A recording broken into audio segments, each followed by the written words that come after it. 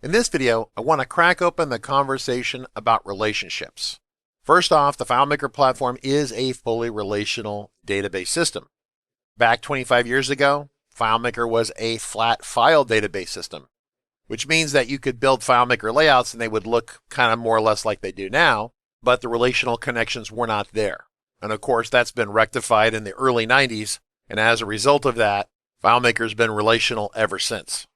Now, the next important point is to remind you that a lot of power users within the FileMaker community use the FileMaker product line every day for many years without ever really learning about relationships. Maybe they don't even really learn how to do scripting. They just use the basic pieces of FileMaker to get their jobs done. And this is not uncommon. In fact, this is very common. However, learning relationships and learning about scripts are two of the more complex pieces of the FileMaker platform. Now with FM Starting Point, we've already relationally structured a lot of the relationships for you, so that's already been done. So some people never learn relationships because they don't have to. And of course, if you can use a piece of pre-built software and you never have to learn all the wiring under the hood, and you can get your job done, then that's fantastic. However, we're going to talk about the anchor buoy methodology, which is a way of managing the relational diagram. And of course, on the relational diagram are the tables or table occurrences that you're going to need to connect everything together. In a lot of ways, the relational diagram is like a big flat desert dry lake bed. You see these in movies sometimes, or maybe you've been to one of these yourself. It's a giant dried up lake bed that's perfectly flat and it's almost hard like concrete.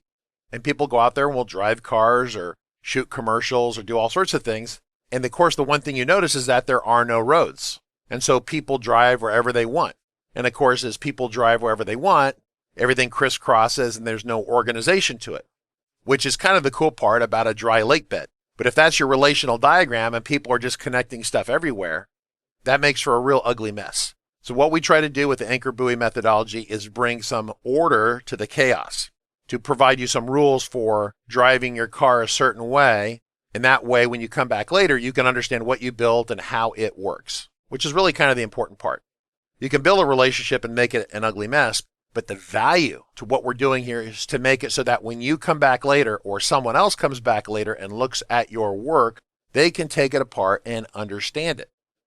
If you're a normal business person, you're thinking about how to deliver a service or a product to a customer, how to get the money back from that customer, how to keep the business running, how to manage the staff and employees, make sure everyone's trained, all these important things that go on in your business or in your educational institution or maybe in your nonprofit. And the important thing to take away is that all these relationships are based upon real business needs. I want to remind you that a relationship is based upon two key fields. And that was the two key fields that made the bridge. In fact, if you have a hard time creating a relationship or understanding the relationship, the first step is to actually write down the business case. Write down the entity.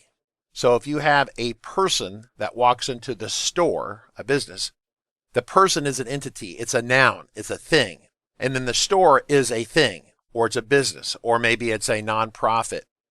So you have to understand the entities and how they relate.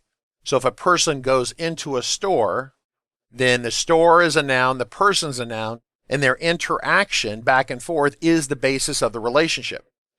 So as you learn about relationships, think about the tangible pieces. Think about the people.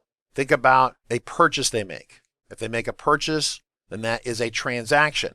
What is a transaction? It might be an invoice, and that invoice might result in a receipt. So what would the relationships be?